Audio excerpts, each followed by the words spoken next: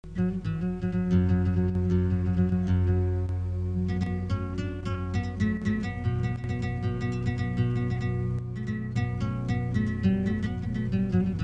à tous, bonsoir à tous.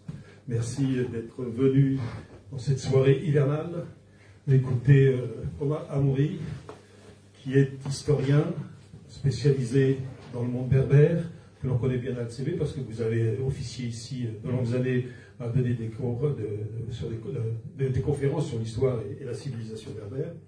On vous reçoit ce soir donc pour La France a-t-elle créé la nation algérienne? Point d'interrogation, paru chez l'éditeur Non-Lieu, et vous avez publié en 2023 La force locale en Algérie, 19 mars 62, 31 juillet 62, toujours chez Non-Lieu, en 2023, qui aborde la question de la création de l'État algérien au lendemain même de l'indépendance. De ça.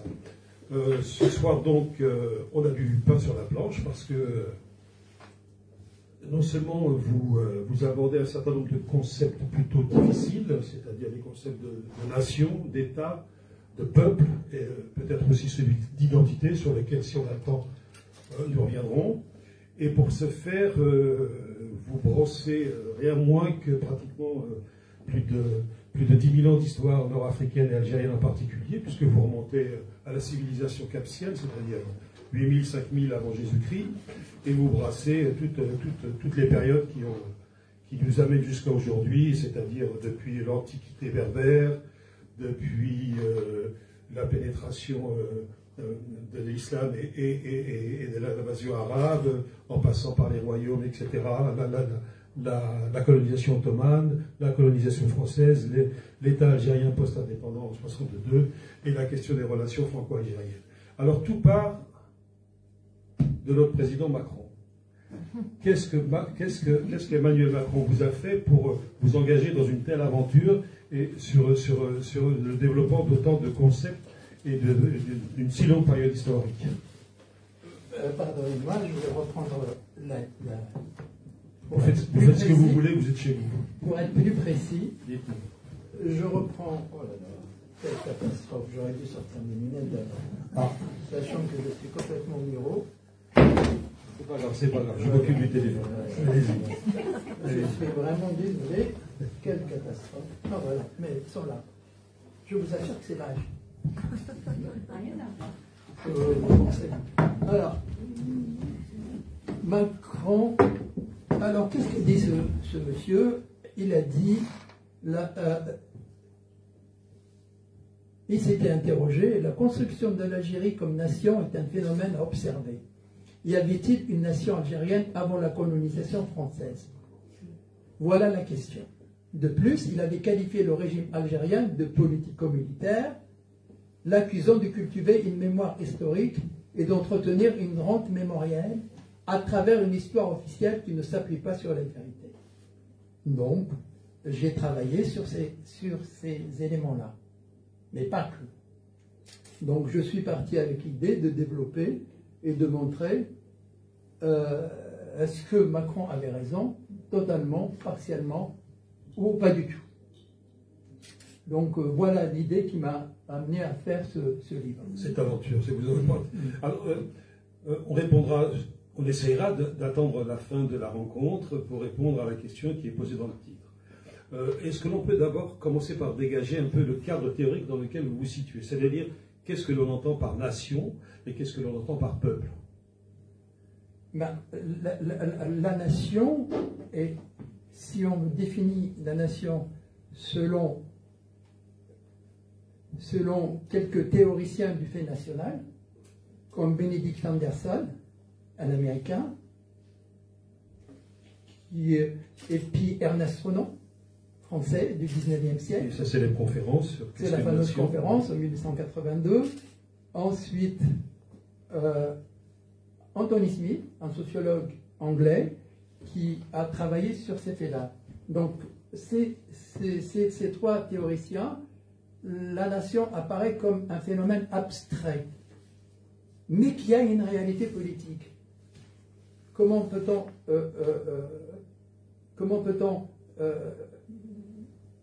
illustrer ça? On peut dire, par exemple, que les Kurdes sont une nation, mais qui n'ont pas un État. On peut dire, par exemple, que les Tamouls sont une nation et qui n'ont pas un État. On peut dire que les Palestiniens sont une nation, mais qui n'ont pas un État. Et on peut citer plein d'autres peuples qui sont une nation. Donc, la nation apparaît comme un legs du passé, comme le définit Ernest Renan, comme un héritage du passé qui nous amène tout ce que ce passé a construit comme culture. Donc c'est ça la nation, mais qui est différent de l'État. L'État est arrivé pour donner un sens à cette nation-là. Je cite par exemple les Allemands qui, avant Bismarck, en 1870, étaient constitués une nation puisque les peuples germaniques avaient une culture commune, un legs historique commun constitué par l'histoire. Et comme Bismarck a unifié les nations ou les royaumes germaniques de l'époque, il a donné un sens à cette nation parce qu'il a créé un État, d'où l'émergence de la notion de l'État-nation.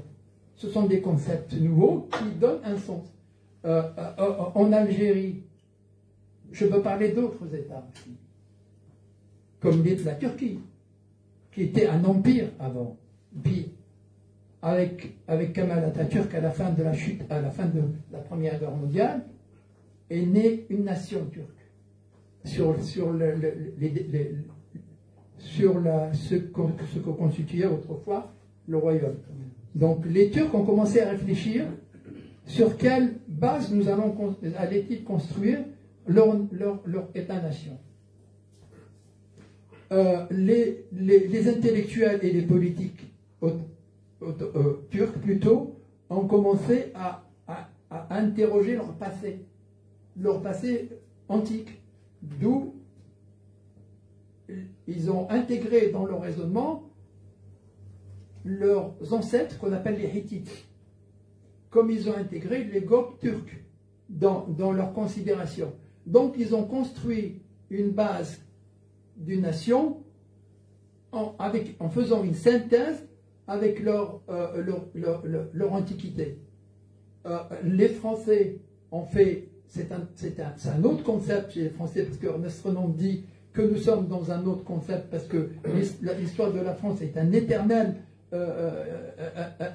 renouvellement. Des peuples nouveaux sont venus construire cette nation-là.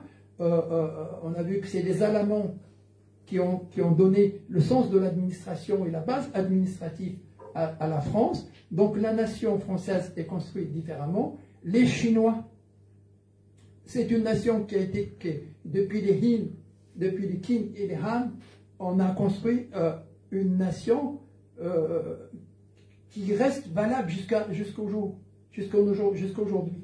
Sur les mêmes bases, ils ont unifié les tribus, ils ont unifié les mesures, par exemple, les mesures au sens d'une manière générale. Ils ont créé une nation. Jusqu'à aujourd'hui, le raisonnement dans le cadre de ces nations se trouve toujours en lien avec leur antiquité. Alors, en Algérie, c'est ça le problème, j'ai posé le problème. Est-ce que l'Algérie a intégré dans la construction de leur nation en 1962 leur antiquité? C'est la question que vous posez, et on va faire défiler un peu toutes ces différentes périodes pour voir en quoi ces différentes périodes interviennent ou n'interviennent pas dans l'idéologie officielle en particulier, dans la constitution de la nation algérienne. Mais avant, il y a un autre concept dont j'aimerais vous faire parler, c'est celui de souveraineté. Ah, le concept de souveraineté est très important. Je crois. Il est absolument très important, parce qu'il est en philosophie politique. En philosophie politique, la souveraineté et le mot peuple et le mot État, l'un ne va pas sans l'autre. C'est-à-dire que quand on dit souveraineté, on doit normalement rappeler l'État. Et l'État qui est différent de la nation, parce que l'État est ce qui est coercitif, ce qui est autoritaire, ce qui est juridique, ce qui est administratif, contrairement à la nation, qui, elle, c'est le legs et c'est la culture. Donc, la souveraineté, on va la retrouver partout. Quand on parle, par exemple, de l'Empire ottoman, quand on parle de est-ce qu'il y avait un État algérien en Algérie à l'époque de l'Empire ottoman. Là, le mot souveraineté se pose. Est-ce que les tribus algériennes, dites algériennes, qui vivaient sur cette terre-là, étaient souveraines? On va y revenir. On va y revenir. Parce que pour la souveraineté, c'est savoir décider de son destin par soi-même. Alors, ce que vous montrez bien, c'est que l'histoire est partie intégrante de la conception, si ce n'est de la définition de la nation. Donc, vous faites un long survol de l'histoire du septentrion africain en partant de ce que vous appelez l'Antiquité berbère. Alors, on va faire défiler, si vous le voulez bien, les différentes périodes que vous décrivez et voir en quoi ces différentes périodes interviennent ou n'interviennent pas dans la définition de la nation algérienne, et si elles n'interviennent pas, pourquoi. Alors, commençons par le commencement, par l'Antiquité berbère, et même, vous demandez bien avant, parce que, y compris à la civilisation capsienne. Oui, là, on ne va pas s'attarder sur la civilisation capsienne. Oui, mais alors en quoi cette Antiquité berbère intervient? Vous parlez même, en reprenant un concept que vous empruntez à Renan, d'âme d'une nation. Ben, tout à fait. L'âme d'une nation est ce que l'histoire a charrié comme culture, qui a fabriqué. C'est ça l'âme d'une nation. C'est que l'histoire, du début jusqu'à la fin des Capséens, en passant par l'Antiquité berbère, qui est celle des Massiles et des Massaïciles, et dans leur rapport avec l'Empire, avec les Carthaginois et les Romains, c'est ça qui fait l'histoire. Et cette partie a été la grande oubliée dans les récits nationaux algériens quand il a été construit en 1962. C'est-à-dire qu'on n'a pas intégré cette partie-là. Et je montre fréquemment que je parle pourquoi elle n'a pas été intégrée. Oui. C'est un fait simple mais qui me paraît important. C'est un fait simple mais qui me paraît important. On connaît tout Madrasan, le tombeau des Massiles. On connaît tous Madrasan, le tombeau des Massiles. À un moment donné, l'aéroport de Batna a été appelé l'aéroport Batna Madrasan. Puis on l'a débaptisé. On l'a débaptisé pour l'appeler Ben Boulaïd. Alors, je ne comprends pas. Je ne comprends pas. Ben Boulaïd, c'est important. Je ne dis pas que ce n'est pas important. Mais on ne peut pas construire un pays que sur 132 ans, ou sur la guerre de libération. La nation doit être faite sur l'ensemble du legs historique, sur ce que toute l'histoire a laissé à ce pays-là. Donc là, et puis on oublie aussi, quand on parle des patrimoines, si vous permettez, Mustapha, quand on parle des patrimoines, on parle des patrimoines de Frenda, du côté de Tiaret. Il y a des tombeaux qui sont abandonnés, totalement abandonnés. Comme si cette histoire n'appartenait pas à la nation, à ce pays. Comme si la nation n'est pas... comme si cette partie de l'histoire ne faisait pas de ce que les gens ont voulu que la nation soit. On l'a écarté. J'ai parlé de Madrasan. Même l'héritage musulman, à travers les grandes mosquées qu'il y a à Alger, ils sont vécus comme quelque chose d'étranger. Les gens rentrent et font leur prière sans s'interroger que ça fait partie de l'héritage de la nation. La mosquée est utilisée comme quelque chose qu'on utilise usuellement. Or, c'est quelque chose qui remonte au XIIe siècle, bien avant la construction de Notre-Dame et de la Sorbonne. La mosquée de Nedroma de Tlemcen a été construite en 1145, bien avant, donc qui reste valable jusqu'au jour. Mais on ne l'intègre pas dans cet imaginaire. Voilà. Et comment dirais-je, le grand défi, c'est que il y a eu pendant cette période historique des personnalités très importantes. Je parle de Yarmoul Hassan ibn Ziyad. Yarmoul Hassan ibn Ziyad qui était à Tlemcen. C'est une personnalité très importante qui a combattu les Turcs quand ils voulaient prendre l'ouest algérien. Mais on n'a jamais vu un film, jamais un film sur Yarmoul Hassan. On n'a jamais vu une pièce de théâtre qui a été faite sur Yarmoul Hassan. Mais on a vu énormément de films sur la guerre de libération et sur le colonialisme. Comme si l'Algérie était née en 1962. Or, l'histoire de l'Algérie, la nation et tout ce legs historique qu'on a du mal à intégrer dans la construction de la nation aujourd'hui. Juste un dernier mot sur cette période antique, parce que vous parlez de Jugurtha, et de Jugurtha, vous dites qu'il représente la liberté, le souffle vital du peuple. Cette notion de liberté que vous associez à une personnalité de premier plan dans l'histoire de l'Antiquité berbère et de l'histoire algérienne, cette notion de liberté, est-ce qu'elle est aujourd'hui encore, par exemple, constitutive de l'histoire sans doute, de la définition de l'identité algérienne, et en quoi elle est peut-être même encore aujourd'hui une notion qui peut être comment dire, sulfureuse, entre guillemets. Moi, je trouve cette question extrêmement intéressante. C'est gentil. C'est extrêmement intéressant. Pourquoi? Parce que ça me permet de placer d'autres personnalités que Jugurtha. Jugurtha a été un homme qui s'est battu pour vivre hors des vassalités, contrairement à ses prédécesseurs. Il ne voulait pas être sous la coupe des Romains. Il ne voulait pas de vassalité. Donc il y avait cette liberté qui caractérise Jugurtha. Et cette liberté, on peut estimer qu'elle a existé quand les 7 personnes qui ont déclenché la révolution algérienne, imaginez 7 personnes qui déclenchent une guerre contre une puissance.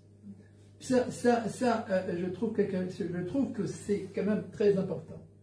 Seulement, ce qu'on accepte pour ces gens qui se sont battus contre le colonialisme français, on ne l'accepte pas pour ceux qui ont vécu soit au Moyen-Âge, soit contre ceux qui se sont battus contre les armées arabes.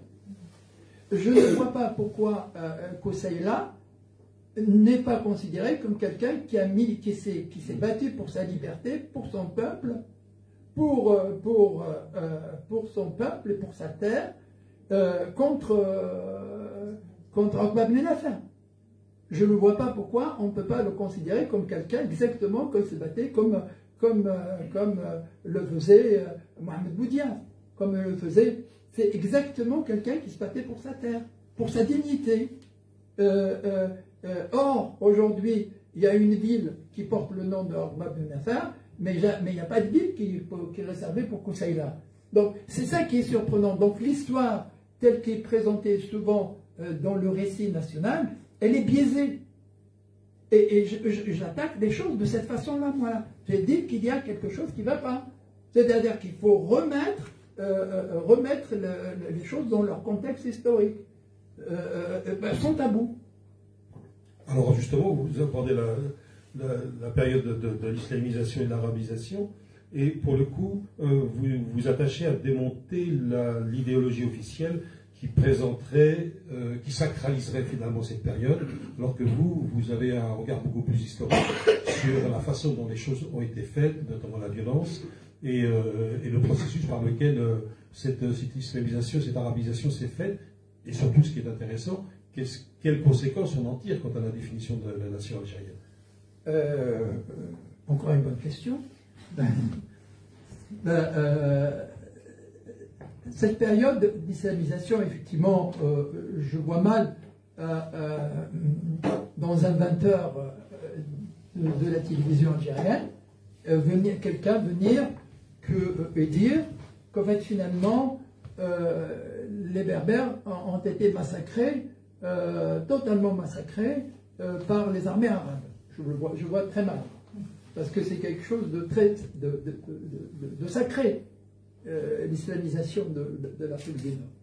Or, je me base sur deux historiens, dans Nouairi, des historiens tardifs, hein, malgré tout, Nouairi et Ibn Athir, deux historiens tardifs, qui montrent que la chute de Carthage a été accompagnée par un bain de sang, et que on a massacré des milliers de Kabyles, de Berbères, quoi dire Kabyles, pour des milliers de Berbères à l'époque.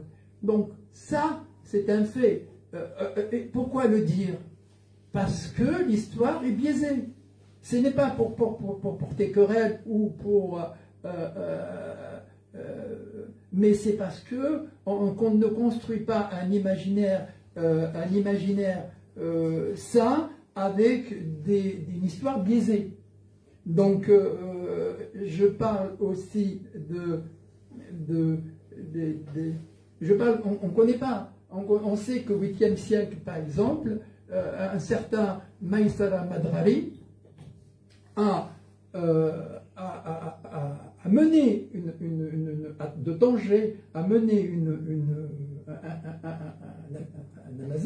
a mené une révolte qu'on appelle la révolte du 8e siècle, et les Arabes ont été presque chassés totalement du Maroc et de l'Algérie actuelle, et ils ont la Tunisie qui a été arabisée plus profondément que les autres régions, les autres pays de l'Afrique du Nord. Les Arabes ont pu trouver refuge à Kerman. Mais plusieurs gouverneurs arabes ont été tués lors de cette révolte. Et je voulais aussi dire que cette révolte a donné naissance à énormément de vécu kharidjite, plutôt de tradition religieuse kharidjite et chiite en Afrique du Nord. Ça, on l'ignore, on ne le dit pas. Mais il faut le dire. Justement, l'histoire est biaisée. C'est-à-dire qu'il faut le dire, il y a peut-être quelques spécialistes qui connaissent ça au niveau de l'université, mais on ne peut pas continuer à former l'imaginaire des jeunes avec des choses, une histoire biaisée. Une histoire présentée d'une façon lisse et correcte. Donc, oui, il faut contribuer à créer la nouvelle. Comment voulez-vous être créatif, si vous avez toute une partie de ton histoire cachée? Donc, il faut le dire, même si c'est violent, même si... alors, est-ce que l'islamisation des Berbères, comment elle s'est faite? Comment elle s'est faite? On ne se pose pas la question comment d'un jour ou l'autre ils sont devenus. Est-ce qu'ils ont été islamisés parce qu'il y a eu une taxation importante? Donc les gens ont, pour éviter tout problème ou d'être taxés suffisamment, on se dit, tiens, je deviens musulman, mais il faut le dire. Et il faut le dire que ça, c'est une réalité, que les gens sont devenus musulmans, c'est parce qu'ils ne voulaient pas payer la taxe. La jizya. La jizya et autres. Donc, ils ne voulaient pas payer la taxe. Et à partir de là, et même que si j'ai parlé de la révolte de Madrari, Maïsara Madrari, c'est parce que les musulmans, les Berbères étaient devenus musulmans, mais on continuait à les taxer comme s'ils ne l'étaient pas. Donc là, on a tout ce vécu que certains connaissent. mais que j'aimerais que la construction d'une nation passe par une connaissance même désagréable pour construire une nation saine. Une petite question. Bon, je n'ai pas retrouvé la référence, mais en lisant votre livre, et notamment ce passage, ce chapitre sur l'islamisation et l'arabisation, est-ce que vous reprendriez à votre compte cette formule que j'emprunte à Kateb Yassine, et je n'ai pas eu le temps de rechercher la source, qui a dit que la pénétration arabe, c'est une colonisation qui a réussi? Toutes les pénétrations, c'est des colonisations qui réussissent. Mais c'est normal. Parce que comme oui, parce que comme je donnais un exemple, je l'ai cité la dernière fois, mais pour moi c'est très important. Lors de la deuxième campagne, parce qu'il y avait 7 campagnes, je crois, d'armées arabes qui sont venues en Afrique du Nord, lors de la deuxième campagne, il y avait, je donne cet exemple, c'est insignifiant, mais pour moi personnellement, ça a un sens énorme. Il y avait un monsieur, on a donné le commandement de cette campagne à un monsieur qui s'appelle Abdallah ibn Abi Saleh. J'aime citer cet exemple. Ce monsieur était le scribe du prophète. Et chaque fois que le prophète lui dictait une sourate, et ce monsieur lui proposait une autre version pour la conclusion. Le prophète n'a pas trop aimé à la fin, parce qu'il a été parlé à tous les Arabes de la place de la Mecque, que Mohammed a accepté la proposition.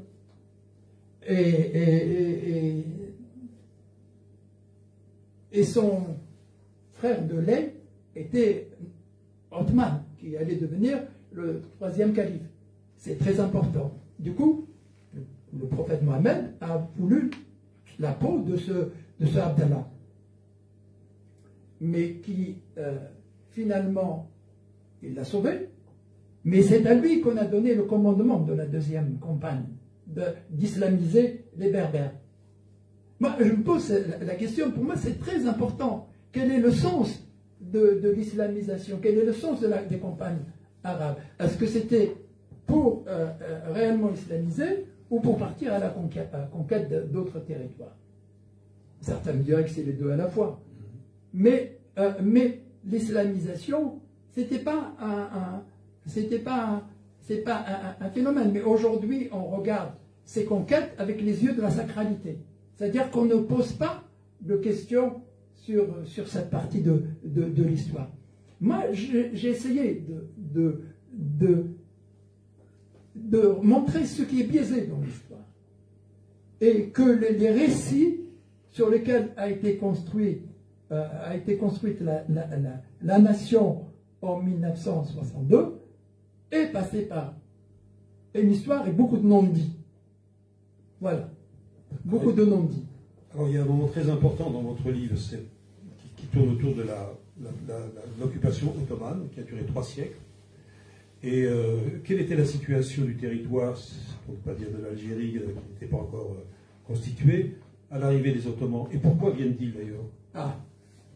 Voilà, encore des questions sur lesquelles je rebondis parce que c'est pareil, des questions importantes dans la construction d'une nation.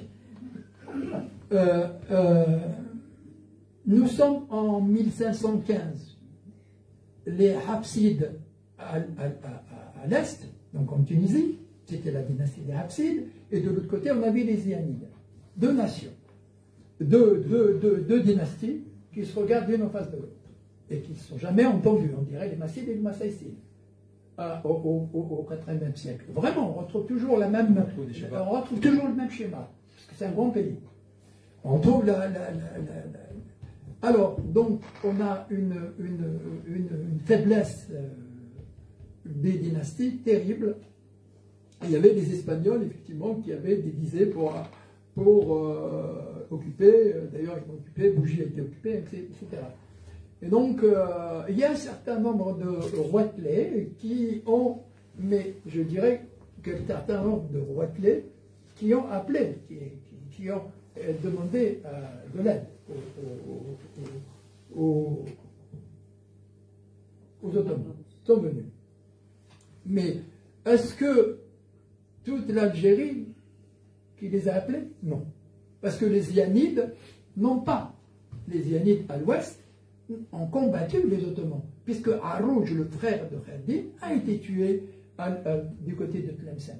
C'est-à-dire dire que les Ottomans étaient venus juste pour la paix, c'était une puissance, c'était un empire colonial qui avait déjà entre-temps colonisé une bonne partie de l'Europe sans qu'on les appelle. On n'avait pas besoin de les appeler, venez, il y a les Espagnols.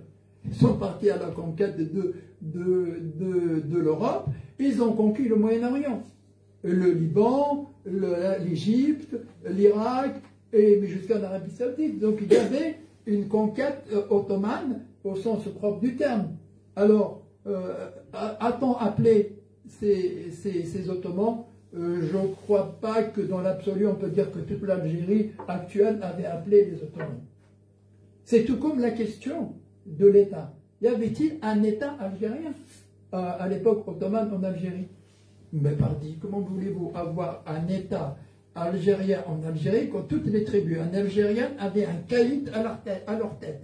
Un caïd qui est nommé par le pouvoir ottoman, par le diwan, qui est nommé, qui taxait les tribus, et taxé et qui était en fait ce qu'on appelle le Mehalli, c'est-à-dire qu'il y avait une armée qui allait collecter les impôts, mais lui, c'est lui qui dictait le tempo au sein des tribus, et était en rapport, sachant que les tribus musulmanes étaient des sunnites malikites, que les Turcs étaient des sunnites hanafites, donc ils n'étaient pas le même rite, ils ne se mélangeaient pas du tout. Alors, pour revenir à ce qu'il y avait un État algérien, non, parce que les tribus algériennes n'étaient pas souveraines, elles ne décidaient pas du tout de leur vie. On leur a dit à un moment donné, les Turcs, quand ils se sont arrivés, ils ont énormément profité de la division qu'il y avait au sein des dynasties, parce qu'il y avait des confréries qui s'étaient installées en Afrique du Nord, surtout en Algérie, au Maroc, des confréries, et les Ottomans ont d'abord négocié avec les confréries. On appelle ça Chedlia et Qadiria.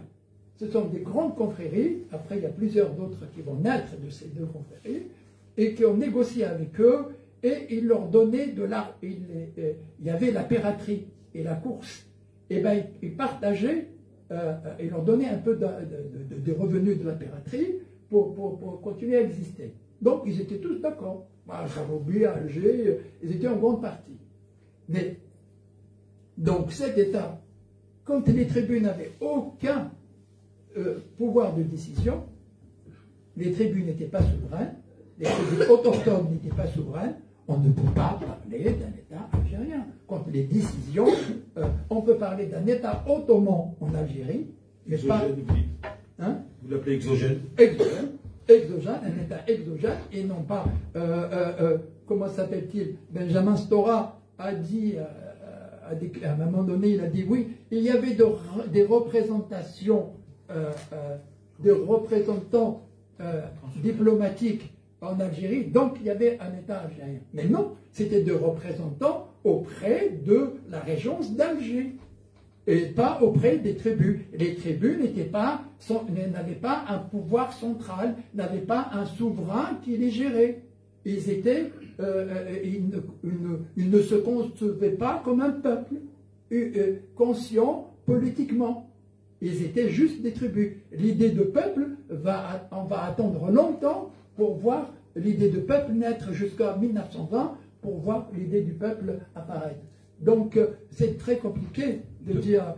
Surtout, ce qui est surprenant, pour revenir un peu sur ces Ottomans, parce que quand les armées françaises sont arrivées en Algérie, je saute un peu. Vous allez vite là, oui. Allez-y. J'arrête. Ne spoliez pas l'histoire, comme on dirait pour un film. Juste un mot sur la période ottomane, encore deux. Alors, vous dites qu'il n'y avait pas de peuple en tant qu'entité politique, mais il y avait un peuple.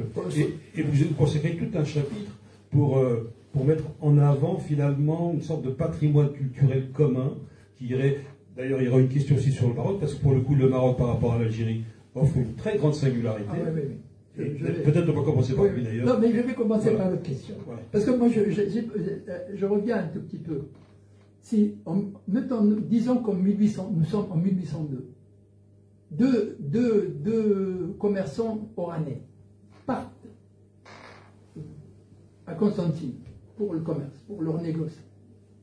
Quand ils arrivent sur place, qu'est-ce qu'ils présentent comme papier? Vous pensez qu'ils allaient présenter une carte d'identité algérienne commune à tout le monde? Pas du tout. En 1802, je pense qu'il aurait dit « Je fais partie du Beylicat d'Oran, j'ai peut-être une autorisation qui a été fournie par le Beylik d'Oran et que j'appartiens à telle tribu. » Mais ces deux Oranais n'avaient certainement pas de carte d'identité commune à tout le peuple algérien, à toutes ces tribus algériennes. Mais, ce qui est une image, hein, parce oui, qu'il n'y avait pas de carte d'identité, voilà, et pas de souveraineté. Et donc, mais est-ce que ces deux commerçants oranais ressemblaient aux Constantinois? Probablement que oui. Probablement qu'ils allaient à la même mosquée. Probablement qu'ils parlaient berbère ou ils parlaient arabe. Probablement qu'ils avaient des traits en commun. Et je pense que c'est là qui va nous pousser à dire qu'il y a ce qu'on appelle des briques d'une nation. Et les briques, ceux qui constituent, ceux qui forment une nation au sens du legs historique, au sens ce que l'histoire, depuis ces Capséens-là qui mangent les escargots, jusqu'à ce moment-là. Sans oublier les Français qui vont venir pour constituer encore un palier dans cette nation. Donc ce sont les legs qui forment la nation.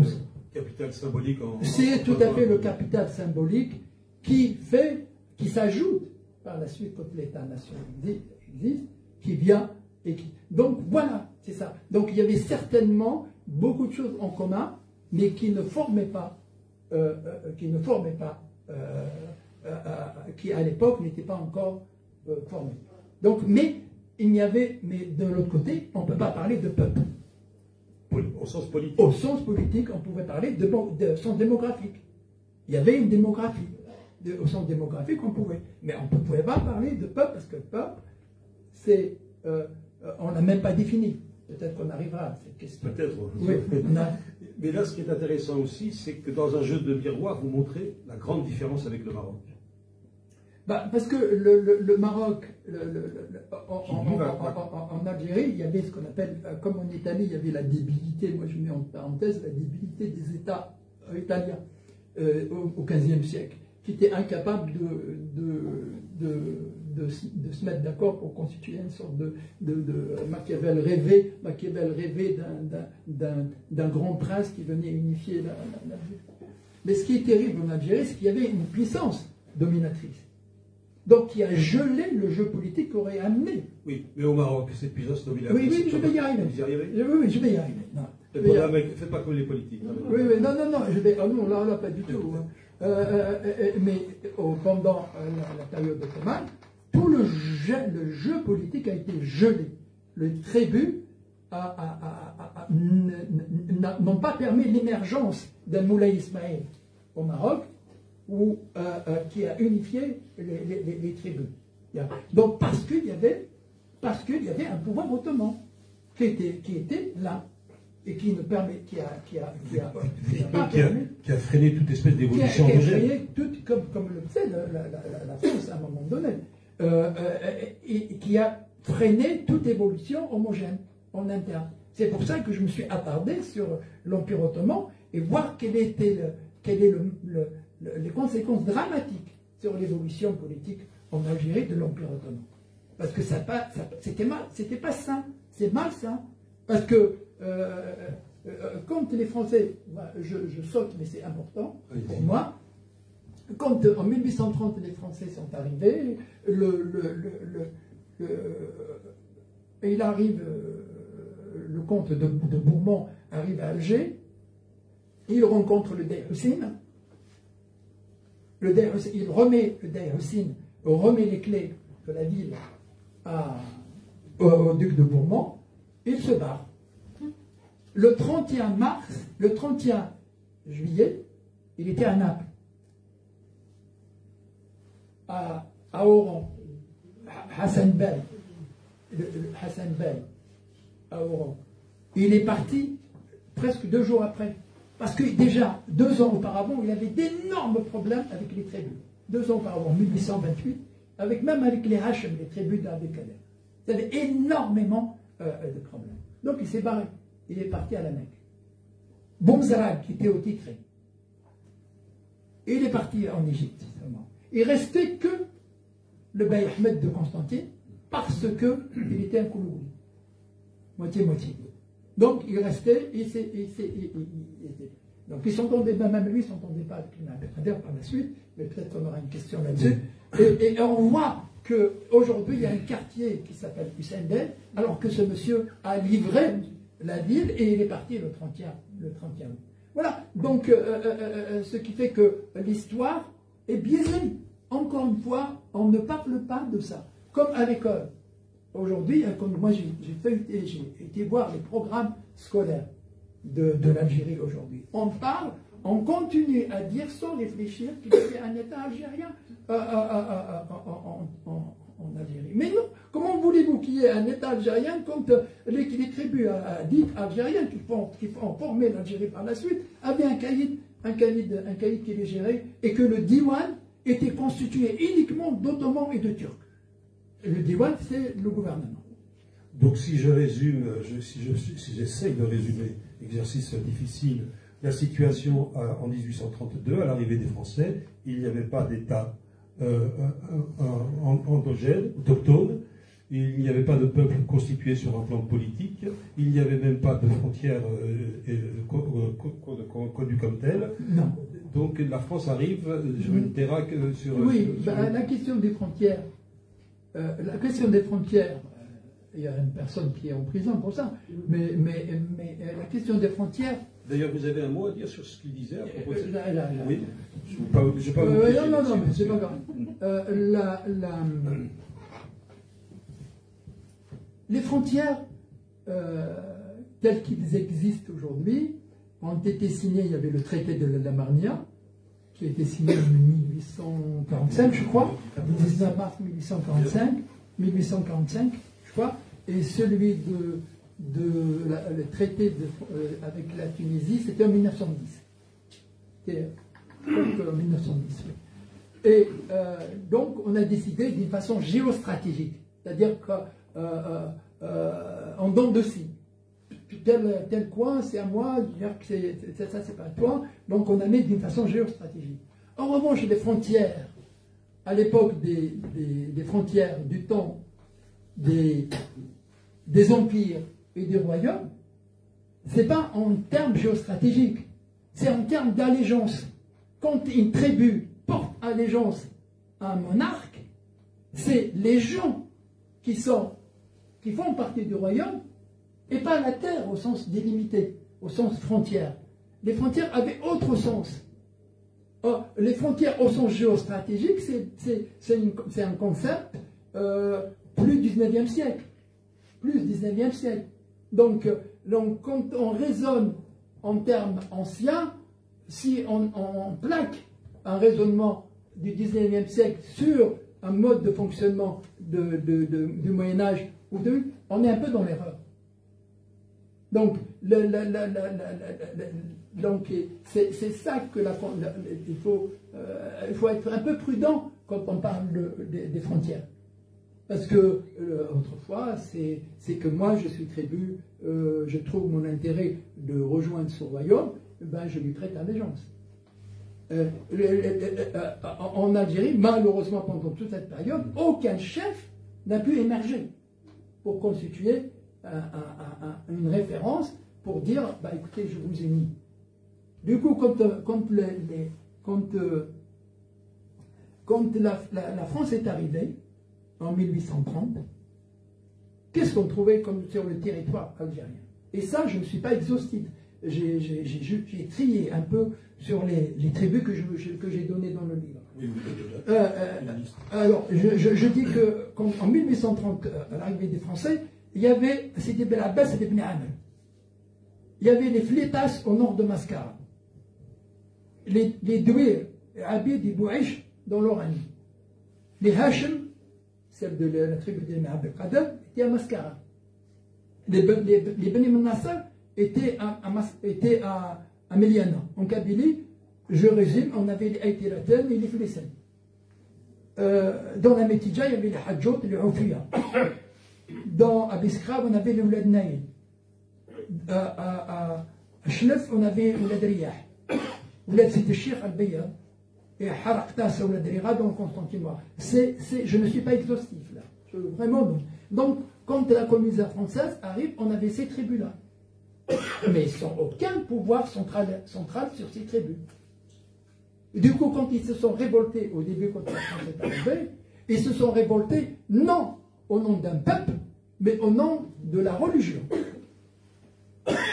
C'est important. Non au nom d'un peuple, puisque le peuple n'existait pas au sens politique. Donc chaque tribu se révoltait de son côté. On a vu les Moulad-Shir qui se révoltaient parce que, et même jusqu'à 1914, les Bani Choukran se sont révoltés quand on leur imposait la circonscription obligatoire. Mais ils ont été massacrés. Et aucune tribu n'a bougé pour aller les aider. Parce qu'on n'avait pas cette conscience d'appartenir à un même peuple. C'est ça qui est important. La conscience d'appartenir à un même peuple, c'est un processus qui est né difficilement. On le voit. Et on va peut-être voir quels sont les éléments qui ont contribué. Oui. Juste une question, parce que vous dites même que l'émir Abdelkader, finalement, n'avait pas du tout de conscience nationale. Mais il n'y avait pas une conscience nationale qui allait de Annaba à Constantine. Parce que quand des Michel, et même du jour par la suite, parce que des Michel, on a estimé en France que des Michel a foiré son coup, qu'il a donné beaucoup de choses à l'émir Abdelkader dans son royaume, et on a dégagé, on a ramené des Michel rapidement de France. Mais on lui a donné un royaume sans accès à la mer.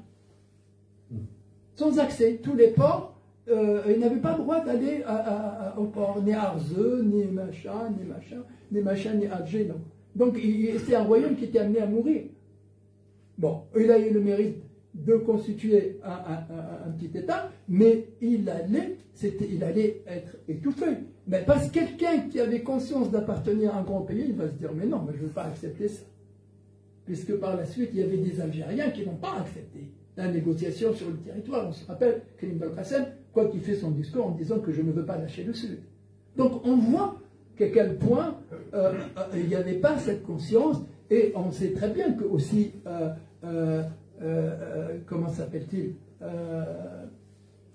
Ahmed Bey de l'autre côté voulait aussi construire sa propre nation. Et même les tribus algériennes, de l'Ouest particulièrement, toutes les tribus n'ont pas porté allégeance à Ralis. C'est l'endroit où certaines tribus sont venues porter allégeance à l'émir Abdelkader. Toutes les tribus n'étaient pas venues. Parce qu'ils avaient encore les contentieux qui dataient d'avant Abattoir. Et puis il y avait des tribus qui étaient ce qu'on appelle les tribus Marzen, à l'époque ottomane, comme les Douir et les Zmela, et qui sont restés, qui étaient des tribus Marzen. C'est-à-dire, si tout passait en Kabylie, on avait deux tribus Marzen, qui étaient sous l'Empire ottoman, comme les Geshtola et les Geshtolé et Amrawa. C'était deux tribus Marzen, et ces mêmes tribus sont restées à l'époque de la France, c'était les Marzen aussi. Elles se sont spécialisées dans le tribu Marzen. Tout ça passe par eux. Bon, voilà ce que je voulais dire. Ce sont des situations où le peuple algérien a eu du mal pour émerger en tant que alors, de manière complètement paradoxale, l'émergence d'un sentiment national, avec la colonisation, va émerger. Et Pourquoi il va émerger, moi, j'ai résumé, je ne sais pas si j'ai totalement raison là-dessus, mais ce sont ma lecture de l'histoire. Je trouve que le pouvoir colonial a voulu effectivement à travers, par exemple, le Senatus Consul, la loi Varnier qui retirait la terre aux Algériens pour les distribuer aux colons, la loi Varnier comme d'une certaine façon, permet de désorganiser les tribus, de casser les tribus. Parce que le mode de fonctionnement et la possession des terres était collectif. Et la loi Varnier a individualisé la propriété privée. Donc ce qui fait que ça a détruit d'une certaine façon le mode de fonctionnement tribal. Et c'est là où je dis que ce genre de loi a permis aux tribus de se casser, de se briser. Et que les gens commençaient à se sentir de plus en plus comme faisant partie de quelque chose de plus grand, de quelque chose de plus large que la tribu. Et puis il y a le code de l'indigène. Le code de l'indigénat qui, pour moi, un énorme facteur qui a poussé à la naissance de la conscience du peuple algérien, au sens politique du terme. Le code de l'indigénat, parce qu'il a mis les gens dans une situation d'infériorité terrible, que les communes mixtes. Les communes mixtes qui était quelque chose d'horrible, les communes mixtes, parce qu'on jugeait les gens sans juge, c'est-à-dire que l'administrateur était à la fois juge et l'administrateur de la commune était juge et administrateur. C'est-à-dire que si quelqu'un oublie et on oubliait parfois volontairement, oublie de déclarer son gamin à l'état civil, ben le gars il va partir. Et il est parti en prison. S'il allait à un mawsam, à une fête religieuse, sans l'autorisation de l'administrateur, eh ben, c'était quelque chose d'énormément inique. Et vous avez une question? Allez-y, terminé. Et que ce code de l'indigénat a été, d'une certaine façon, à l'origine de naissance. Parce que Messali el-Haj et Amar Aimash, particulièrement Amar Aimash. Ah oui, parce que je trouve qu'il a un peu. Il n'a pas trop de place dans votre livre, Amar Aimash. À 2 fois. 2 fois, oui. Et parce que l'autre, il a écarté. Ah oui, mais vous le faites aussi, vous, peut-être. Hein, je suis méchant. En fait, je vous poserai une question après. Je vous dirai pourquoi je vous poserai. Parce que, voilà. Et donc... mais il faudrait pour revenir sur ce que vous montrez sur l'impact finalement de la colonisation et en quoi les souffrances communes ont créé un sentiment d'appartenance nationale. Il y a aussi le décret Crémieux qui me semble extrêmement important. Je l'ai noté. Voilà, vous l'avez je l'ai souligné. Je vous cite là, bien sûr. Et en quoi ça a été important, non seulement au moment où il a été... C'est grâce à l'éditeur d'ailleurs qui m'a appelé, il m'a dit tu as oublié cette... Le décret Crémieux, et en quoi effectivement c'est extrêmement important, y compris dans la définition de ce que sera l'Algérie algérienne. Absolument. Le décret Crémieux, quand même, ça a été...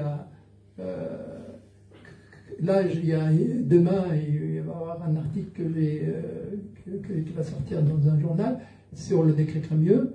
J'ai rédigé, et donc, est-ce que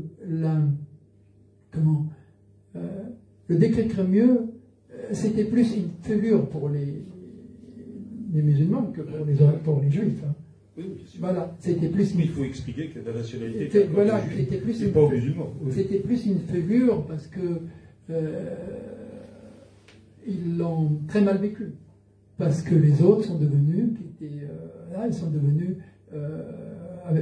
des citoyens avec des droits pleins. Et donc ça a été quand même très très mal vécu. Et comme vous l'expliquez bien dans le livre, c'est que vous dites une des conséquences du décret Crémieux, c'est que finalement la définition de ce qui deviendrait la nation algérienne va se réduire à sa composante musulmane. Oui, voilà. Ce qui fait qu'à la fin, mais ce qui est étrange, c'est que ça c'est hors sujet, hein, ce que je vais dire.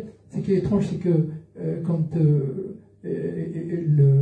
les accords d'Évian ont prévu quand même une société multiconfessionnelle, la violence avec laquelle s'est faite la décolonisation, ça je le dis dans le premier livre, la violence avec laquelle cette décolonisation a été telle que et puis quand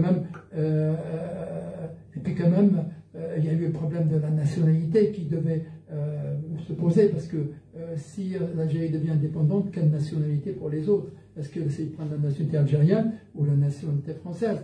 Donc les gens ont tout de suite choisi, aussi bien les juifs que ceux qui voulaient rester. Et puis, immédiatement après, il y avait un gros problème, c'était la politique de nationalisation de Ben Bella, qui a mis fin aussi à toute cette volonté de ces gens qui pouvaient investir et qui pouvaient rester et travailler. Donc ils sont tous partis, parce que ça c'est hors livre. Hein. Ça, c'était pas le sujet de livre. Mais pour revenir, que le décret Crémieux a été quand même un moyen très important, et que le code de l'indigénat a été un élément très fort dans la formation au sens politique du peuple algérien. Et on voit que très tôt, le seul qui a parlé d'existence de peuple, c'est Messaï Hadj et Amar Imash. Alors c'est ça, c'est que je vous montrais, c'est qu'effectivement la naissance sur un plan politique d'une conscience identitaire, entre guillemets, nationale en tout cas, l'émergence d'un peuple, l'émergence d'entité politique, c'est avec la création de l'étoile nord-africaine. Avec la création de l'étoile africaine. Voilà. Et alors, le PPA par la suite. Et par la suite le PPA. Mais quand on va passer, parce que le temps tourne et si on veut un peu échanger avec nos amis qui sont présents, vous montrez les différentes positions des uns des autres, y compris des oulémas qui vont être ensuite instrumentalisés par l'Algérie indépendante, etc. Vous montrez les positions à la baisse, etc. Et donc, déterminant, parce que quant à la définition de ce que serait la nation algérienne, ça va déterminer des projets politiques et des combats politiques par rapport à la France occupante. Mais c'est là où je vous ai titillé tout à l'heure, c'est-à-dire que dans ce que vous appelez le capital symbolique qui constitue le fondement d'un sentiment national, je trouve que effectivement Amar Imash est un peu en deçà de ce qu'il a apporté, au sens où lui, par exemple, et on est cette année au 120e anniversaire de la laïcité, lui, par exemple, s'appuie sur un certain nombre de patrimoine, notamment politique, ethnographique, sur le fonctionnement démocratique, par exemple, des villages berbères et autres, comme fondement endogène à une définition de la future Algérie indépendante. Exactement. Voilà.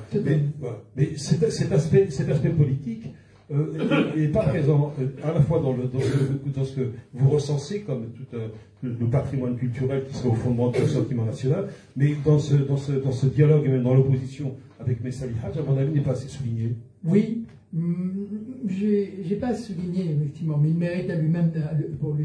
C'est une date anniversaire. Il mérite, oui, tout à fait. Il mérite d'ailleurs ça va être le cas. Il mérite vraiment un travail sur un match à part, vraiment à part. C'est-à-dire que je pense qu'on pourra un jour lui consacrer quelque chose, parce que j'ai toute sa documentation. Ah, vous avez, parce que c'est difficile à trouver. Hein. J'ai toute sa documentation. Donc, je vais prendre rendez-vous avec vous. Avec plaisir. Avec plaisir. J'ai toute sa documentation, je les ai dans mon disque dur. Hein. Mais c'est pas de problème. Mais c'était un personnage très important, hein, il n'y a pas de doute. S'il n'a pas trouvé la place qu'il mérite dans ce livre, il le trouvera ailleurs. Hein. C'est quand même. J'ai lu ses écrits, c'est un peu parfois il s'égare. Hein.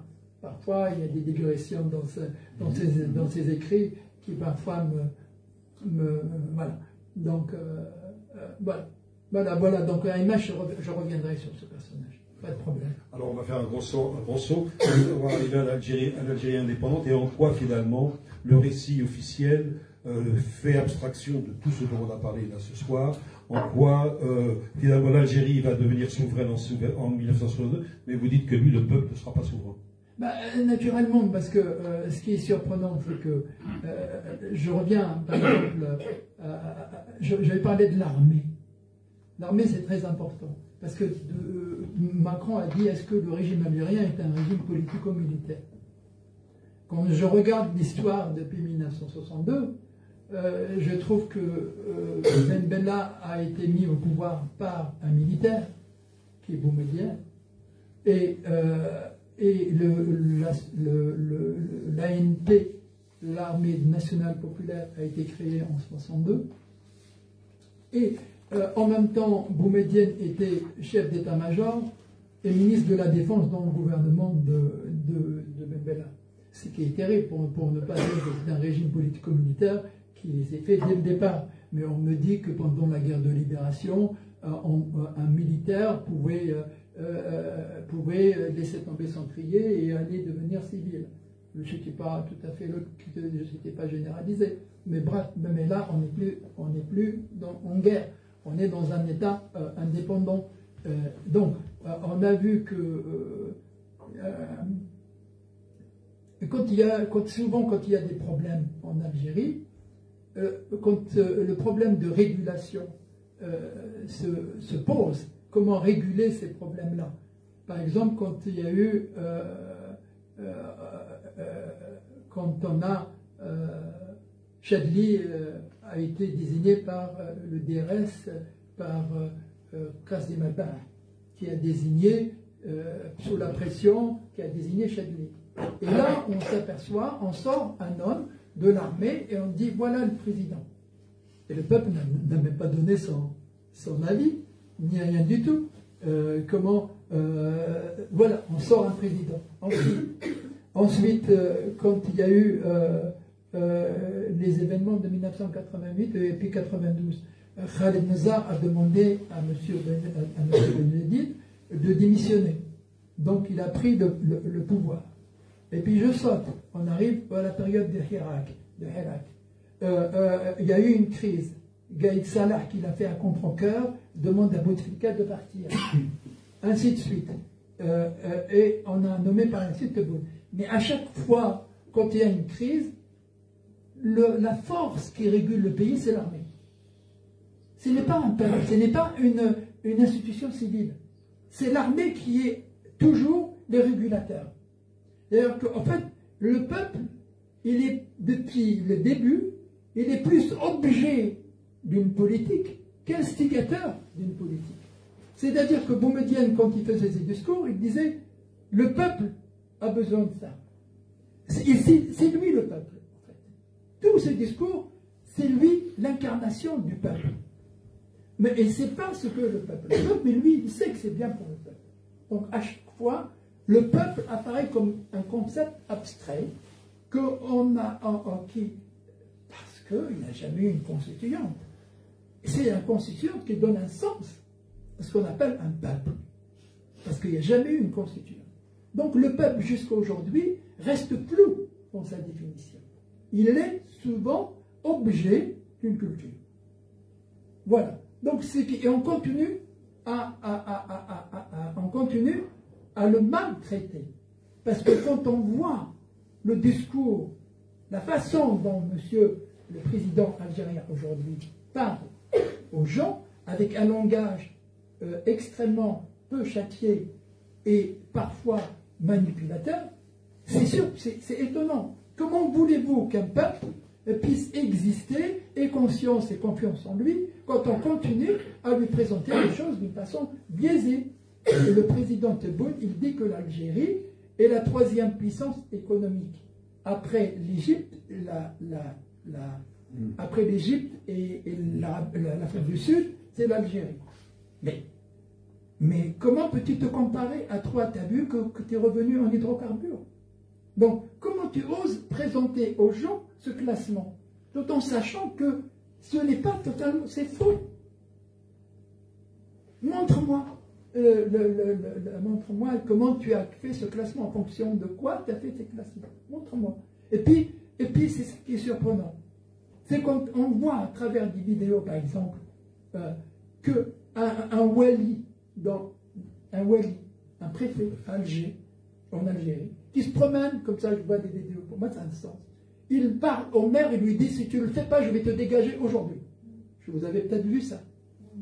Mais comment il peut dire, mais où est le corps judiciaire? Même si tu es l'exécutif, le corps judiciaire n'existe pas. Un wali ou un président de la République ne peut pas parler comme ça quand il y a un corps de justice constitué. C'est là où le peuple est complètement n'est pas pris en compte. Comment ils osent s'exprimer de cette façon-là? C'est ça qui est terrible. Mais ils prennent, c'est une insulte à l'intelligence des gens. Cette façon de parler est terrible. Elle ne permet pas de construire sainement une nation. On continue à vouloir manipuler à outrance. Comme on a manipulé, on continue à manipuler et à réduire la nation algérienne à 132 ans. Est-ce qu'on a vu des films qui ont été faits sur la dynastie des Almohades, sur Youssef Meteshfin, sur la dynastie des Almoravides, sur les Hamadides, sur la dynastie de Koukou? Est-ce qu'on a fait des films sur ce genre-là? Mais c'est ça la nation. La nation, c'est l'histoire de ça, de ces gens-là. Mais on a fait énormément de films sur la guerre de libération. Oui. Ça vous le montrez, effectivement, on va survoler, mais en quoi en particulier la guerre de libération est une rente mémorielle utilisée par l'idéologie officielle, en quoi cette idéologie officielle instrumentalise cette guerre en gommant un certain nombre de faits historiques, comme par exemple le congrès de la Souma ou certaines personnalités. Vous le montrez. Vous montrez aussi la place essentielle que tient l'école dans la non-formation finalement d'un citoyen et d'une capacité critique. Mais deux petites questions avant de donner la parole à la salle, s'il vous plaît. Comment sortir de ce que vous appelez l'imaginaire colonial en France et en Algérie? Et quelle est votre réponse à Macron sur cette constitution de la nation algérienne grâce à la colonisation? Deux choses. Deux choses importantes. Comment sortir de cette impasse? Nous voyons que la période coloniale française est pour la nation française une gloire. Une gloire pour certains. Une gloire. Il y a des gens qui critiquent, effectivement, mais politiquement, on a des gens qui sont pour qui c'est une gloire. Donc, il y a eu un colloque à la Sorbonne en 2020, oui, vous en parlez, qui ne permettait pas de remettre en question. Et c'était parrainé par Blanquer, Jean-Michel Blanquer est un fils de pied noir. Il est un fils de pied noir. Donc,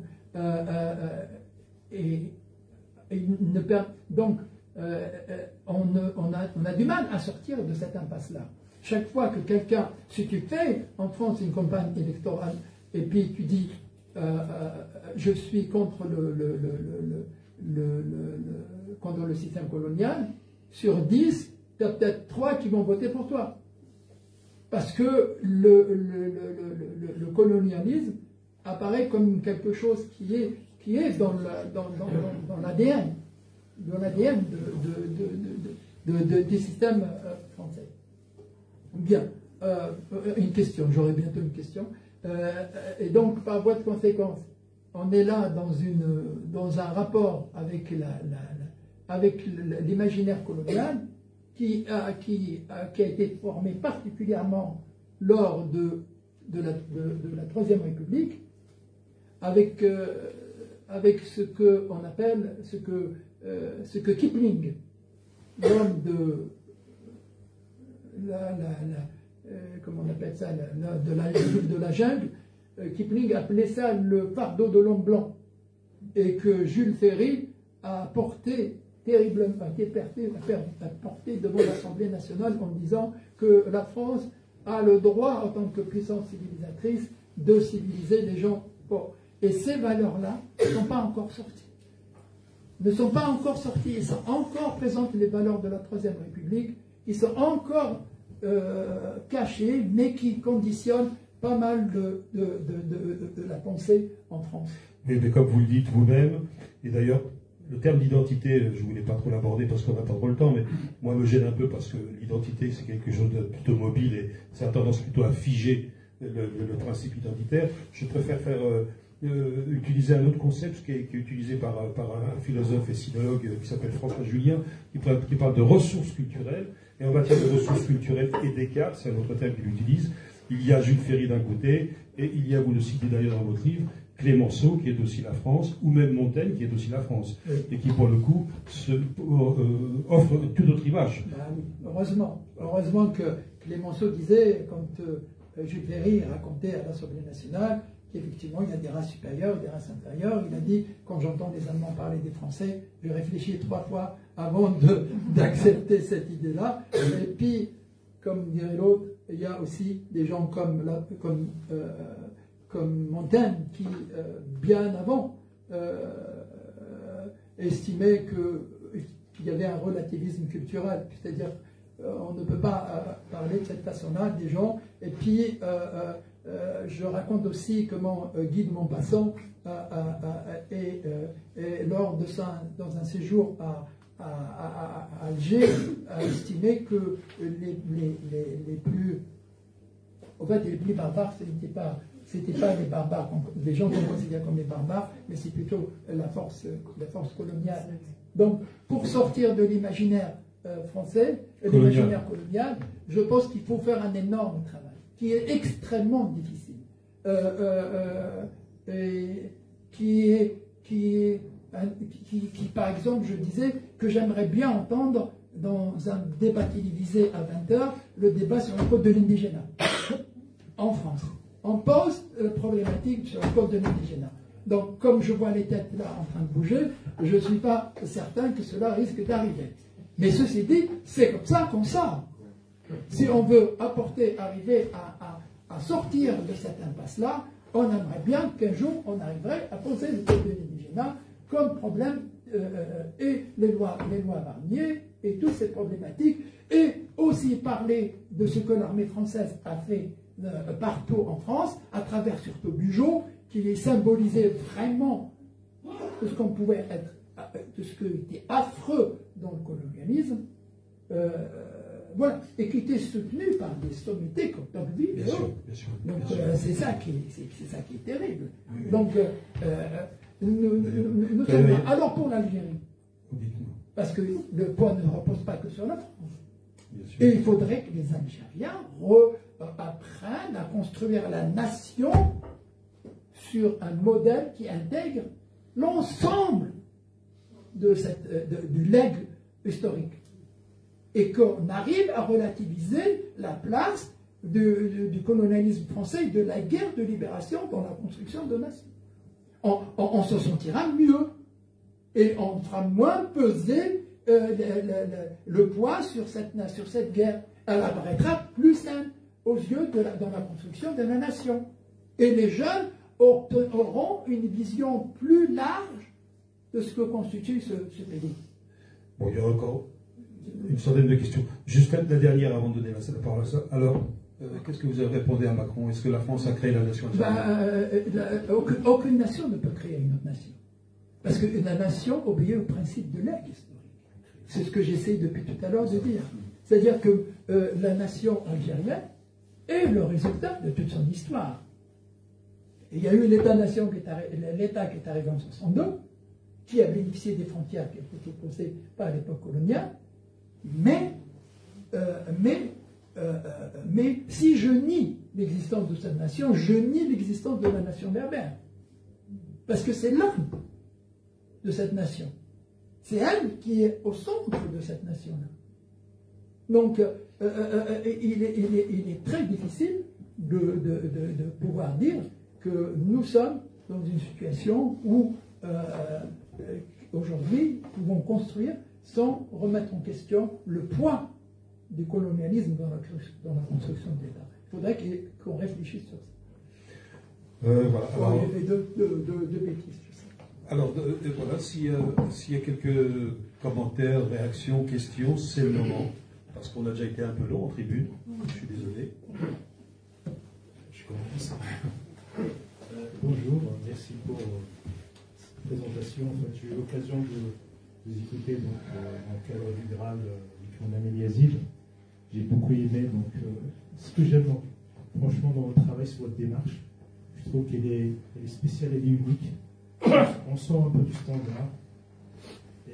Mais pour revenir fidèlement à la nation, à l'histoire, etc., je vais dire tout court, je pense qu'on a tous notre part de responsabilité. Effectivement, notre façon sélective de décrire l'histoire en fait, de l'Algérie. Par exemple, quand je vois des numéros sortis en France, des Berbères en Algérie, de Saint-Augustin Zidane, j'aimerais bien qu'il berbère vraiment là-dedans parce que Saint-Augustin, il a beaucoup plus travaillé pour le catholicisme, l'Église catholique et le latinisme que Zidane. Bon, c'est un joueur, il est français, bon, culturellement, bon. Voilà, j'aurais aimé peut-être mettre autre chose à la place. Cela étant dit aussi que nous, dans les années 80, on a fait aussi on a oublié toute la période, effectivement, vous avez parlé des dynasties berbéro-musulmanes, on a oublié des cités comme Ibn Hamad, en fait, il y a une façon c'est comme si en Algérie, chacun essaye de définir cette nation, d'écrire l'histoire à sa façon. Qu'on n'arrive pas à se mettre d'accord sur un socle commun, de dire, écoutez, on va essayer quand même, chacun va laisser un petit peu de son côté, on va essayer de s'entendre. En fait, ce qui ressort dans votre livre, c'est un peu ça, c'est-à-dire que,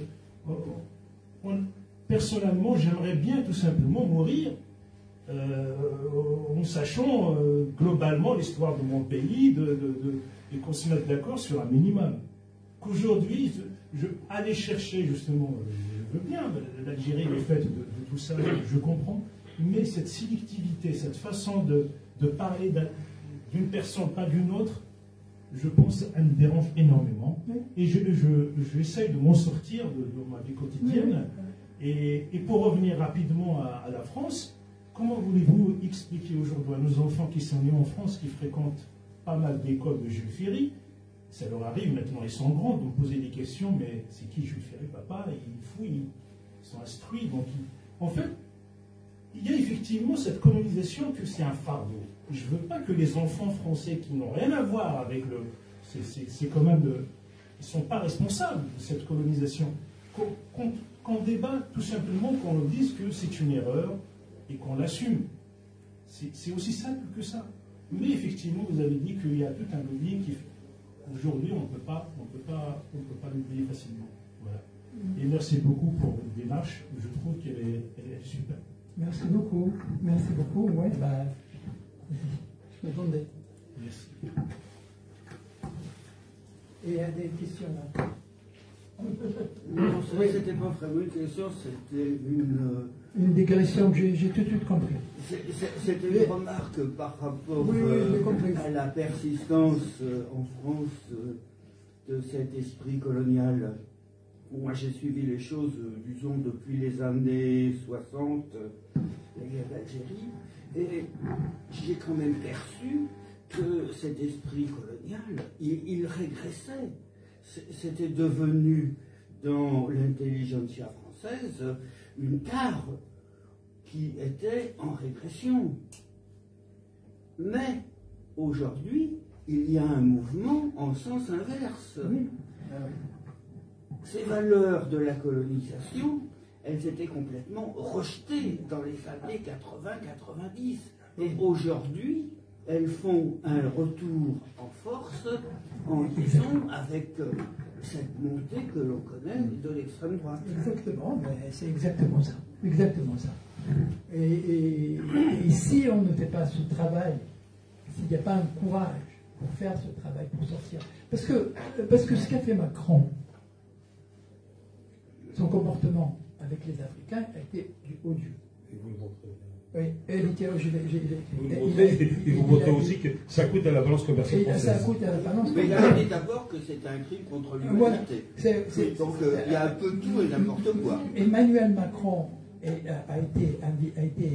il part au Mali, à peine élu, il part à Berkane, donc là où stationnait l'armée française. Au lieu de partir à Bamako, prendre avec lui Boubacar Keïta, le président malien à l'époque, il part directement à Barkhane. Donc il oblige le président malien d'aller à Barkhane. Première vexation. Deuxième vexation. Il va, quelques mois après, en septembre 2017, il va au Burkina Faso. Au Burkina Faso. Qu'est-ce qu'il fait? Il était dans un amphi. Et il faisait chaud, il y avait la clim qui tombait en panne. Il y avait une étudiante qui demande à Macron, elle lui a dit que si il n'était pas là, on n'aurait jamais eu cette clim.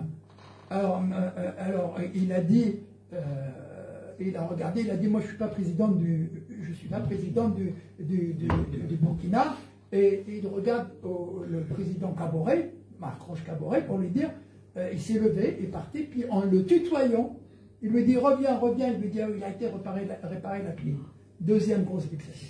Troisième vexation, c'est qu'à un moment donné, il était à l'OTAN. Et puis il interpelle un certain nombre de présidents africains en leur disant il faut qu'ils nous disent ce qu'ils veulent faire. Parce qu'on ne les comprend pas. Mais ce sont des choses qui se disent dans le cadre d'une diplomatie, pas les humilier en public. Pourquoi les humilier en public?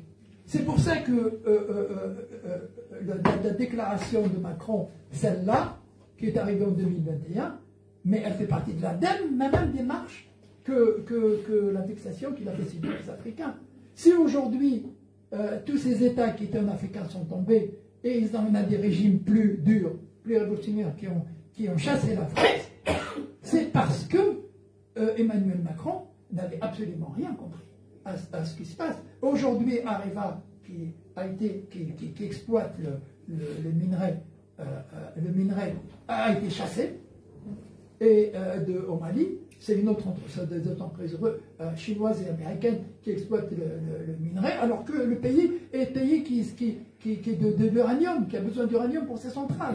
Je veux dire, et l'économie française a baissé avec l'Afrique de l'Ouest, chose qui n'était arrivée depuis très très longtemps, et je prends les chiffres du ministère de l'économie française. Elle a baissé avec l'Afrique de l'Ouest. Et ben, tu conduis là le pays où? Et aujourd'hui, l'Algérie, qui a acheté son blé en France, elle l'achète en Italie. Elle l'achète en Italie. Mais il veut quoi, ce monsieur? Il a fait quoi? À cause de ça, est-ce que pour satisfaire son ego, il traite des gens de cette façon-là? Mais à un moment donné, il faut réfléchir.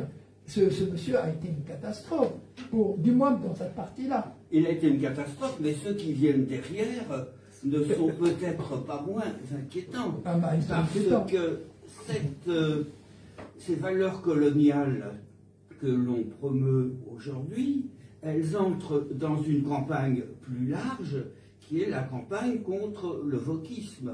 Et il faut voir ce que ça signifie plus largement. Voilà. Voilà, donc tu as raison, totalement raison. Donc voilà. Est-ce qu'il y a d'autres questions? Ah oui.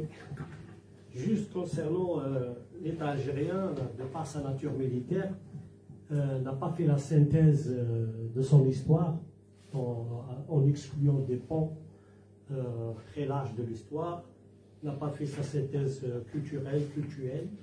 N'a-t-il pas dans sa démarche des intentions d'exclure la notion du peuple pour ne pas parler de la nation?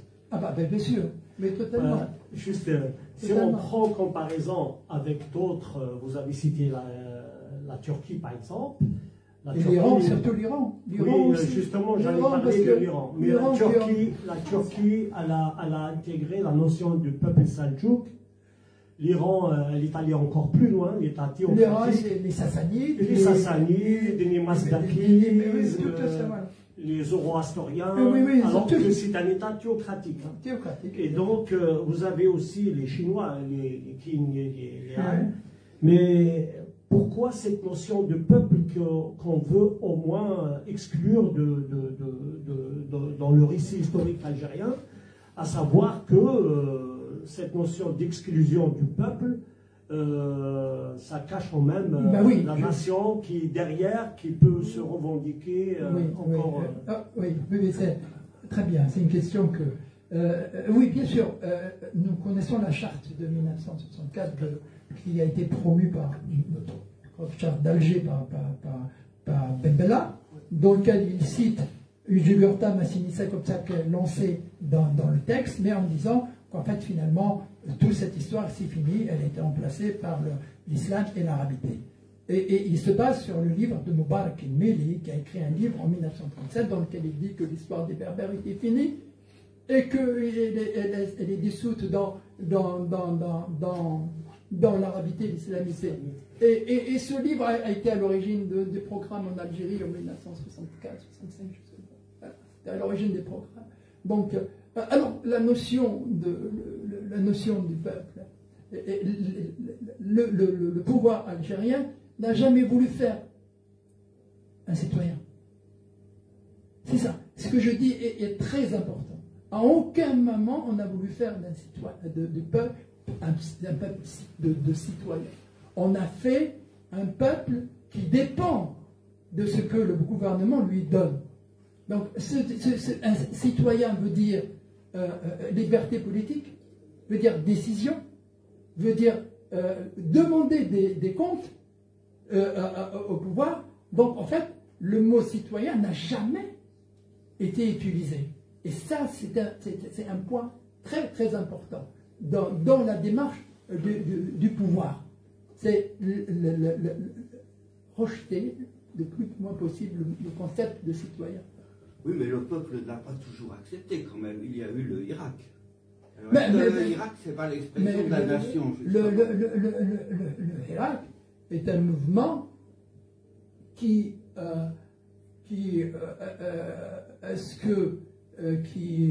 on avait ras-le-bol d'un président qui était mourant et qui voulait une 4e République. Attends, oui, parce qu'il y avait plus que ça. Plusieurs fois. Et il y avait une tranche de gens qui tournaient autour du président de la République et du Premier ministre qui s'est connu, qui était complètement pourri. Et il y avait une conscience chez certains effectivement de créer un état de droit, mais de créer un état de droit au sens juridique du terme, et il existait chez les Hirak. Et c'est ça qui aujourd'hui, cette partie du Hirak qui voulait un état de droit, inquiétait énormément le système politico-militaire algérien. Elle l'a inquiété. Parce qu'ils avaient peur d'une rupture, comme celle que voulait faire Boudiaf. Ils croyaient qu'ils étaient au bout d'une rupture du système politico-militaire. Et donc, aujourd'hui, si le système est encore plus violent que jamais, c'est en réponse justement à ce Hirak. C'est en réponse à ce Hirak qui, lui, a ce sentiment que l'histoire biaisée de la guerre des libérations commençait à peser sur un certain nombre de gens. Du coup, aujourd'hui, le pouvoir qui est en place, il revient avec force, en imposant avec force la revendication mémoriale, la discussion autour en imposant les valeurs des Shuhada, puisque les Shuhada, c'est important dans la vie des pays, parce qu'ils ont rendu la dignité à ce peuple. Mais de l'autre côté, on voit que ce Shuhada est manipulé. Il ne se passe pas un moment sans entendre, soit à l'époque Chadli ou Goumédiane ou les autres, sans justifier leur action économique par le Shuhada. Je vais faire une usine, c'est au nom des Shuhada. Je vais faire un programme libéral, c'est au nom des Shuhada. Mais les Shuhada ne sont pas morts pour justifier une action politique. Ils ne sont pas morts ils sont morts pour l'indépendance de l'Algérie, ils sont morts pour la dignité de ce peuple, mais pas pour justifier le socialisme, le libéralisme, pour justifier ça. Et leur mission est définie avec leur mort. Et aujourd'hui, comment on fait ça aujourd'hui? Est-ce qu'il faut un nouvel Irak? Oui. Je peux poser une petite question. Si je peux un petit peu résumer votre contribution, je peux comprendre que la nation, c'est le produit des règles, des et culture de l'histoire de toute une partie d'une communauté au sens large, délimitée par des territoires, par des régions. Est-ce qu'on peut aussi dire que la guerre de libération a créé l'État-nation? Donc c'est une question que je vous pose. Et aujourd'hui, ce que je peux comprendre, il ne reste que côté Algérie à revenir sur ce qu'est le citoyen. Merci. Très bonne question sur l'idée d'État-nation à l'époque de la guerre d'Algérie. Très bonne question, parce que la question, on a vu qu'elle n'a pas été tranchée. On a vu que qu'a fait l'objet, c'était un drame, parce qu'ils n'étaient pas tous d'accord sur l'orientation à donner au sens de l'État après la guerre à l'indépendance. On sait que, par exemple, le congrès de la Soumane, c'est un congrès qui était honni par un certain nombre d'autres personnalités. Donc, on avait du mal à s'entendre. Aban Hamdan avait une vision de l'État complètement presque laïcisée, une vision de l'État en dehors des clous. Il a même retiré dans sa résolution du Congrès la base arabo-islamique. Et on a dû le tuer. Ce sont les éléments surtout, ce sont les éléments, mais les principaux. Non, ils n'ont pas réfléchi sur la notion du peuple. Du peuple, mais c'est essentiel. Mais l'État est là. Mais l'État, il y avait un État de lutte. C'est différent.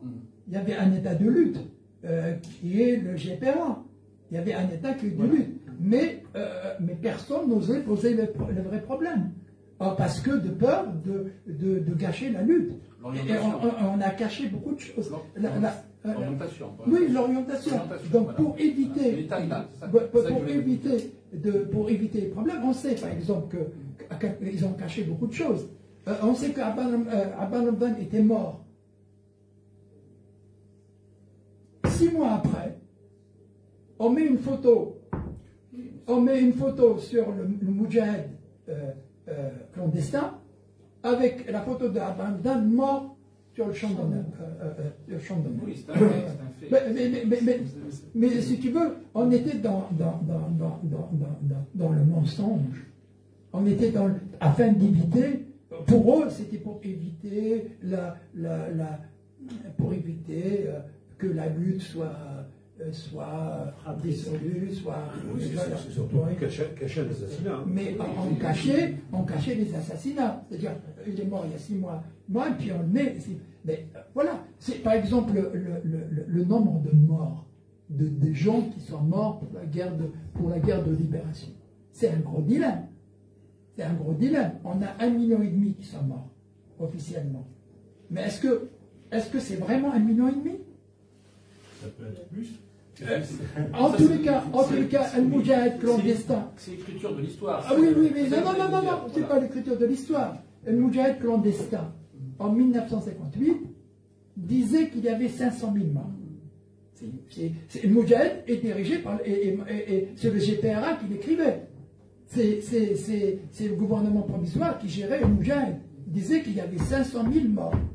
Et nous savons que de 59 à 61, c'est les 2 années où il y avait le moins de morts. C'est les 2 années jusqu'à 62 où il y avait le moins de morts. Donc, on peut se poser des questions sur ça. On sait qu'il y a énormément d'interrogations là-dessus. L'État, il y avait un état de lutte, de combat. Le GPRA qui est un état de combat, pas de politique. Pas un combat, un futur État. C'était pas la structure qui va être calquée en 62. Hein. C'est pas la structure qui va être calquée, on le sait. C'est une autre tendance qui a gagné. Une dernière question. Une dernière, parce qu'après, on va... Juste une question, juste la dernière. C'est que si l'État il doit donner un sens à la nation, la spécificité de l'État algérien, c'est de contrôler l'histoire. Moi-même, j'ai assisté à une scène c'était le colloque sur Messel el-Hajj à Tlemcen. Au moment où on ouvre le colloque, on commence par l'hymne national. Les militants du PPA, fidèles au MNA et tout ça, ils ont commencé à chanter l'hymne national du PPA.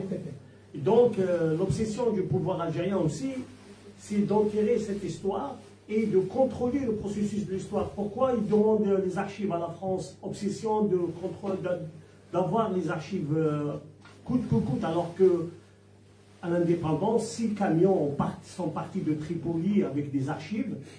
Jusqu'à maintenant, ils sont scellés. Ils n'ont jamais, c'est des archives algériennes. Et donc, l'État algérien, pour donner du sens à la nation, il doit contrôler l'histoire. Mais il ne donne pas de sens. Justement, il ne donne pas de sens, puisqu'il la condamne à une période très courte. Voilà. Ce qui fait que le sens, normalement, pour donner sens à cette nation, il faut... La temporalité n'est pas... Il faut remonter, il faut nous faire des films, des pièces de théâtre sur Jugurtha, sur Massinissa, sur Koussaïla, il faut nous faire des pièces de théâtre sur Yarmoul Assad, il faut nous faire des films sur ces gens-là. Et comme ça, tu participes à créer un imaginaire complet de ces jeunes. Il n'est pas juste de cette partie, et du coup, parce que le mode réactionnel des jeunes aujourd'hui, il n'est que sur ça, le mode réactionnel. Il est basé que sur la guerre de libération et la colonisation. Comme si l'autre, toute cette histoire n'existe pas. Tout le temps que tu regardes sur YouTube, du machin, tout ça, on a l'impression que l'Algérie se réduit à ça. Donc, se réduit à ça. Mais développons, essayons de s'ouvrir, développons davantage cette culture, essayons d'aller au plus large pour faire naître cette nation dans le cadre de cet État, pour être plus expressif, plus inventeur, et pour ne pas... Oui, mais qui est-ce qui va le faire? Qu'est-ce qu'il va le faire? Moi, je dis où est l'erreur. Je dis où est l'erreur. Je dis où le bas blesse. Parce qu'il ne faut pas compter sur le pouvoir pour le Je faire. dis où le bas blesse. Maintenant, certainement, ils vont écouter. D'ailleurs, il y a des gens qui m'ont écouté. Et c'est là où va le bas. Je dis où le bas blesse. Le bas blesse est là. C'est qu'on a construit un État et une nation avec un horizon très réduit. Voilà. Merci, en tout cas, on est obligé d'arrêter là. On se retrouve à l'étage supérieur.